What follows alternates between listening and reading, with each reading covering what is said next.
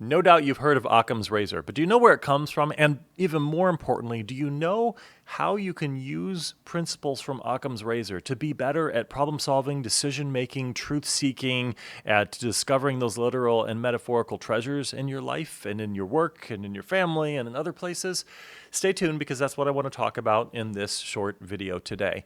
Now, what I've done is I always kind of jot down 5 lessons or takeaways, and I'm going to walk you through those 5 lessons on how you can apply the principle or the concept of Occam's razor to have better results. But let's start with some of the basics.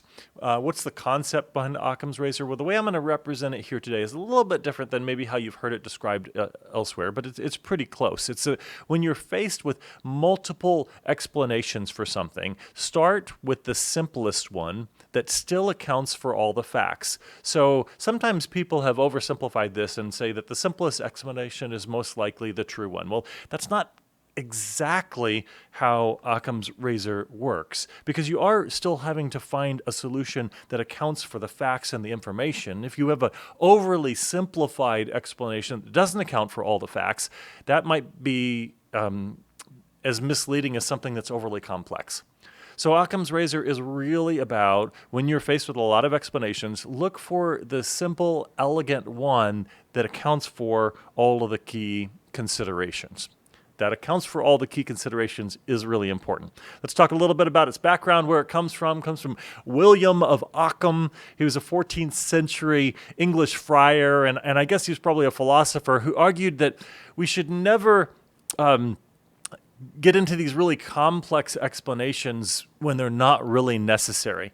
Now, he actually never called it a razor. That came from later thinking that gave the principle the name to talk about how you're slicing away or cutting away needless complexity in a situation. And he was often applying this to theological debates and discussions where people would come up with these really ornate theological explanations for some moral question or situation or issue. And he would argue for coming up with the more simple, elegant explanations that account for all of the relevant theological facts, biblical truths, information, and so forth. And it's, of course, been expanded and applied far beyond that today. Some simple insights that come from this is that simplicity is actually a thinking tool. That it's not just a shortcut. It's not just about I don't like things that are complex or messy, so I'm going to try to make it simpler so that my head doesn't hurt so much. Simplicity is actually a tool. You're looking for simple, elegant solutions that actually address the need and account for the information. And that is a thinking tool. The other is that there's a real power in this principle. It comes from clearing space to actually focus on what really matters and what really needs to be solved. And this ties to another video that I did on the Pareto principle, which is also the 80-20 rule, where sometimes 20% of your effort gets 80% of the results. Well, there's something about this with Occam's razor as well, where when you kind of cut away the extraneous, the stuff that's not necessarily critical to the situation, you may find yourself coming up with the things that actually need to be solved.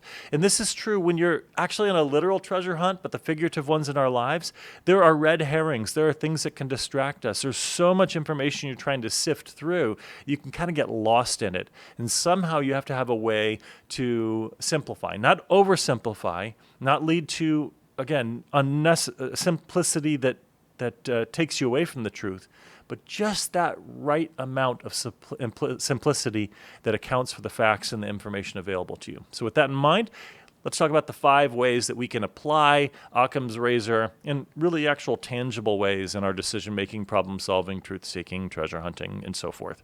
First one is to simply ask the question, what is the cleanest explanation that still fits all of the evidence? And this will prevent you from going into these grand conspiracy stories and grand conspiracy theories that are kind of overblown. Even in like a treasure hunt. There's this John Collins Black, there's Treasure Inside Treasure Hunt, and you will see people that come up with incredibly complex and ornate stories and explanations, and it turns the designer into a incredible genius to have actually thought of and designed something so multi-layered and so forth. And while there are great designers and brilliant people who create multiple layers to puzzles and so forth, we want to acknowledge that we're dealing with actual human beings here as well. And so we can look for clean explanations that still fit the evidence, and that'll keep us from going a little too far into those extreme kind of conspiracy realms. Second one is cut what doesn't serve the core problem or the question. This kind of fits with like the 80-20 principle or the Pareto principle that I talked about before. But cut what doesn't actually serve the core problem and really ask that question. What is actually serving to help answer this question, solve this problem?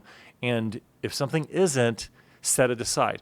Now be careful and approach that with humility, because sometimes we don't quite know what's helping solve the problem yet or not. So we don't want to just throw things in the metaphorical or literal trash before we know whether they're going to be useful, but we can set them aside for a little bit and cut it out and pay attention to the stuff that really absolutely does fit the core problem or question. Start from there, and then we can slowly add. Third one is don't add steps or theories unless they're really needed. So don't just add steps to add complexity because you think it has to be more complex than this. Let it be as complex as it is and as simple as it is. And don't feel a need to try to add more layers just because it fits what you assume must be the case. So let the data and the information and the clues lead you to what level of complexity it really is. Fourth one is keep your ideas elegant, even when they're difficult.